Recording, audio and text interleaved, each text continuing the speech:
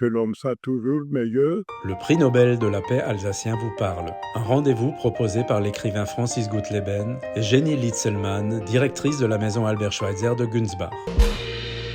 Les liens avec nos parents sont la base de notre construction. Qu'en est-il pour Albert Schweitzer ? Mon père était mon meilleur ami. Il nous préparait à la liberté. Maintes fois, Albert Schweitzer a rendu hommage à son père, pasteur à Günzbach dans la vallée de Münster. C'est à lui qu'il a réclamé un Nouveau Testament à l'âge de 8 ans. C'est lui aussi qui l'a initié à sa passion pour l'orgue.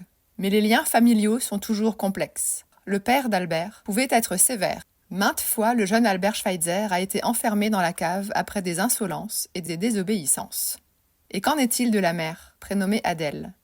Dans son ouvrage « Souvenirs de mon enfance », Albert Schweitzer cite 42 fois son père et seulement 17 fois sa mère.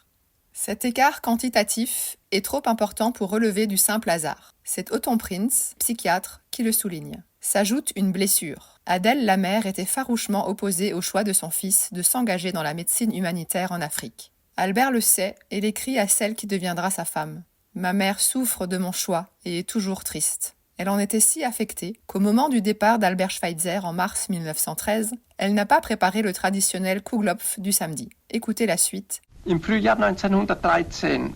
Es war dies das letzte Mal, dass ich meine Mutter sehen durfte.